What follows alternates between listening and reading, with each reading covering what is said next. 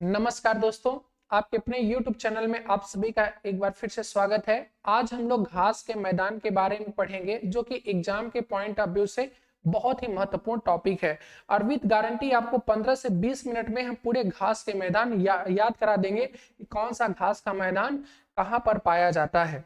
जब हम घास के मैदान को पढ़ते हैं तो घास का जो मैदान है यह दो प्रकार का हो जाता है। बड़े एग्जामों में ये भी पूछ लेता है कि कौन सा घास का मैदान ये जो है यह उष्ण कटिबंधीय है या कि शीतोष्ण कटिबंधीय है। तो ध्यान रखिएगा, जो घास है यह कितने प्रकार की होती है? दो प्रकार की।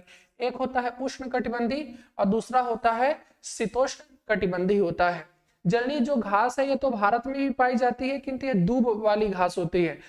और जनरली और विदेशों की बात करें या तो और अन्य पूरी दुनिया की बात करें, वर्ल्ड की बात करें, तो वर्ल्ड में कई बड़े बड़े घास होती हैं जो 3 से 4 फीट की होती हैं, 5 फीट की होती हैं, जो बहुत सॉफ्ट होती हैं, जिनको जानवर बड़ा आसानी से खा लेते हैं। अपने देश के जानवर जो गाय भैंस हैं वो उन घासों को बहुत ज्यादा पसंद करेंगी, और बल्कि विदेश जो दुनिया के जो और हैं जानवर हैं, वो अपने देश की जो घास छोटी छोटी होती है इनको चरने में उनको बड़ी तकलीफ होगी। वो जो घास होती है बड़ी बड़ी बड़ी उपजाऊ मिट्टी में होती है, वहां पे खेती भी बड़े स्तर पर हो जाती है। तो खेती और साथ साथ में पशुपालन के लिए बहुत ही ज्यादा महत्वपूर्ण हो जाता है घास के मैदान। तो आइए हम लोग घास के मैदान के देखते हैं कि इसको दो क्राइटेरिया में बांटा गया है। एक को बोलते हैं उष्ण कटिबंधीय और एक को बोलते हैं शीतोष्ण कटिबंधीय। उष्ण का जो मतलब होता है वह जनरली क्या होता है? गर्म होता है। और शीतोष्ण शीत का मतलब जो होता है वह क्या होता है? ठंडा होता है। और यहाँ पर ठंडा और उष्ण भी है, तो ठंडा प्लस गर्म दोनों यहाँ पर इंक्लूड हो जाएगा। शीतोष्ण का मतलब होगा ठंडा प्लस गर्म। तो हम इस मैप के माध्यम से समझते हैं तो ज्यादा समझ में आता है। जैसे अगर हम बात करें कि ये सूर्य है, सूर्य जो है वह कर्क रेखा और मकर रेखा के बीच में ही टहलता रहता है। तो जो सूर्य है कर्क रेखा और मकर रेखा के बीच में ही घूमता रहता है। तो कर्क रेखा और मकर रेखा के बीच में हमेशा गर्मी पड़ेगी। तो इस वाले क्षेत्र को जो बोला जाता है उष्ण कटिबंधीय क्षेत्र बोला जाता है। तो कर्क रेखा और मकर रेखा के बीच में जितनी भी घास के मैदाने मिलेंगी उनको हम क्या बोलेंगे? उष्ण कटिबंधीय घास के मैदान बोलेंगे। वहीं पर अगर सूर्य जो है मकर रेखा पर आता है तो कर्क रेखा के ऊपर वाले क्षेत्र में ठंडा हो जाता है या ठंडी पड़ने लगती है। तो यहाँ पर ठंडी पड़ने लगती है। वहीं पर अगर सूर्य यहाँ से कर्क रेखा पर वापस जाएगा तो यहाँ पर गर्मी पड़ने लगेगी। तो ये जो जोन है ऊपर वाला और नीचे वाला, तो कर्क रेखा के ऊपर और मकर रेखा के ऊपर, तो यहाँ पर ठंडी भी पड़ेगी और गर्मी भी पड़ेगी। तो कर्क रेखा के ऊपर लगभग 66.5 डिग्री और यहाँ पर मकर रेखा के नीचे लगभग 66.5 डिग्री तक वाले क्षेत्र को जो है वह क्या बोला जाता है? शीतोष्ण बोला जाता है। मतलब शीत भी रहेगा और उष्ण भी रहेगा, तो दोनों इंक्लूड कर दिया जाता है। जबकि जो नीचे वाला होगा वह शीत हो जाएगा, मतलब पूरी तरह से ठंडा रहेगा। तो आइए हम लोग देख लेते हैं कि दुनिया में विश्व में कौन सा घास का मैदान कहां पर पाया जाएगा। तो मैप के माध्यम से हम आपको याद कराएंगे। आप लोग बार बार बोलते रहिएगा कि यह जो घास का मैदान है ये किस देश में देखने को मिलता है। तो ये जो यूएसए वाला पार्ट है, यहाँ पर आपके प्रेरीज की घास का मैदान देखने को मिलता है। कौन सा? ये प्रेरीज घास का मैदान है। तो प्रेरीज घास का जो मैदान है ये कहां पर है? यूएसए में है। अमेरिका साथ साथ कनाडा में भी इसका विस्तार देखने को मिलता है। और यहाँ पर गेहूं और मक्का की खेती व्यापक स्तर पर की जाती है। गेहूं, मक्का और साथ साथ जो अमेरिका है वह चमड़ा का उद्योग भी कर लेता है, क्योंकि यहाँ पे पशुपालन बड़े स्तर पर हो जाता है। तो प्रेरीज घास का मैदान जो है वह कहां पर है? अमेरिका और कनाडा अर्थात यूएसए में हम बोल सकते हैं। यह कैसा घास का मैदान है? तो यह शीतोष्ण है। कैसा है घास का मैदान? शीतोष्ण है।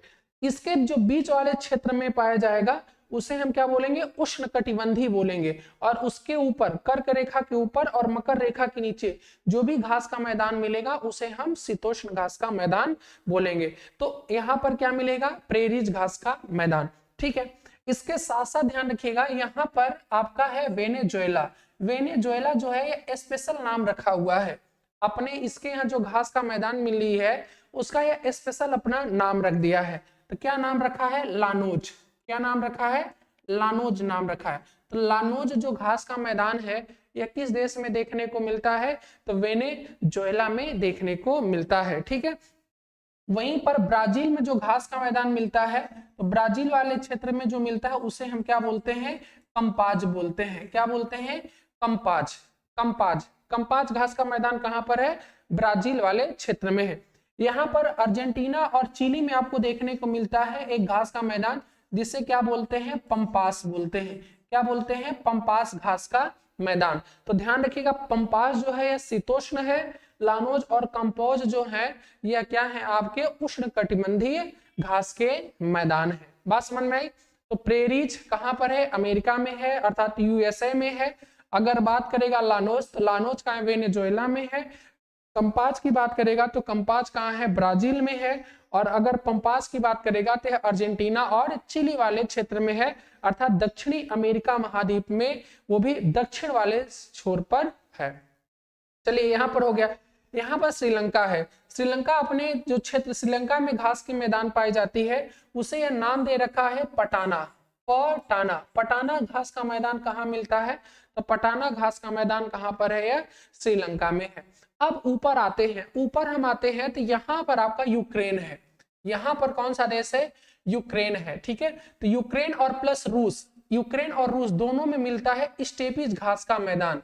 स्टेपीज घास का मैदान है। स्टेपीज घास का मैदान दुनिया में सबसे बेहतरीन घास का मैदान माना जाता है, क्योंकि यहाँ पर जो है एक मिट्टी पाई जाती है जिसका नाम क्या है, चर्मोनीज नाम है। जिसका क्या नाम है, चर्मोनीज नाम है। चर्मोनीज घास का मैदान है। और चर्मोनीज जो मिट्टी है यह कैसी, एक प्रकार की काली मिट्टी है। कैसी मिट्टी है, एक प्रकार की काली मिट्टी है। रशियन भाषा में इसे क्या बोला जाता है, चर्मोनीज बोला जाता है। यह मिट्टी बहुत ज्यादा उपजाऊ है।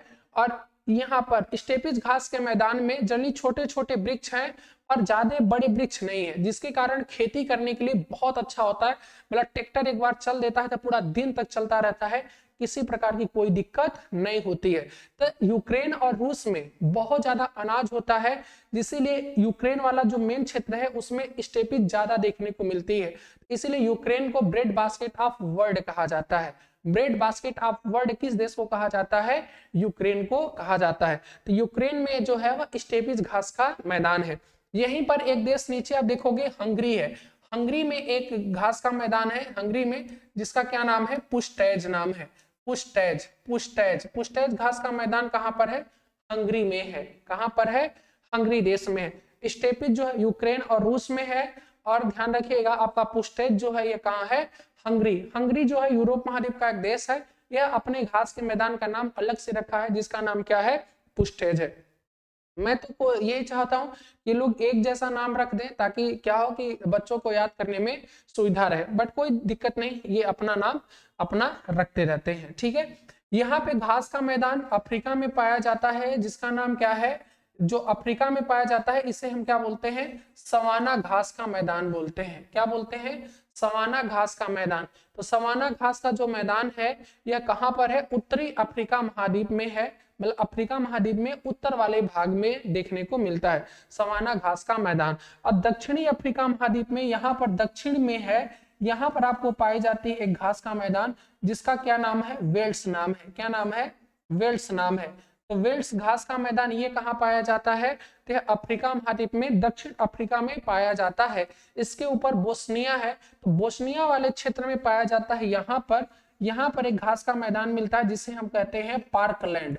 क्या बोलते हैं, पार्कलैंड बोलते हैं, पार्कलैंड। ठीक है, सवाना, पार्कलैंड और वेल्स बोलते हैं। ठीक है, वहीं पर अगर ऑस्ट्रेलिया में बात करोगे तो ऑस्ट्रेलिया के ऊपरी वाले भाग में जो मिलता है यहाँ पर, इसे भी सवाना घास का मैदान कहते हैं।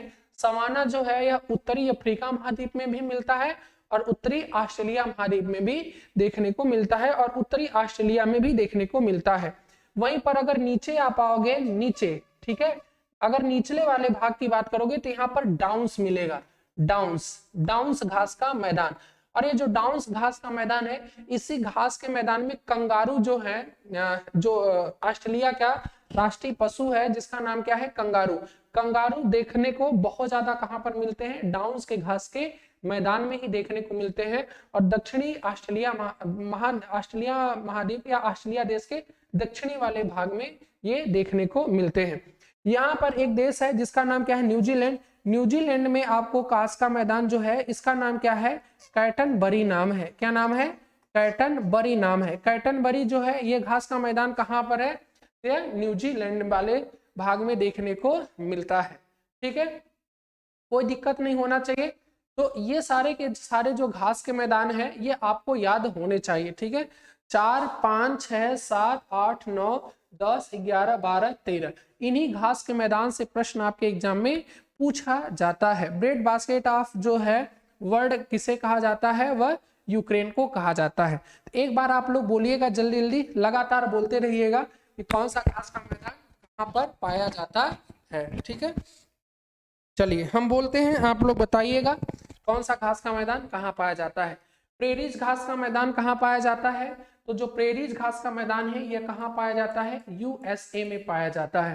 कहाँ पाया जाता है, यूएसए में पाया जाता है। लानोज कहाँ पाया जाता है, तो जो लानोज है यह कहाँ पर पाया जाता है, वेनेजुएला में पाया जाता है। वेनेजुएला में पाया जाता है। ठीक है, वेनेजुएला में पाया जाता है।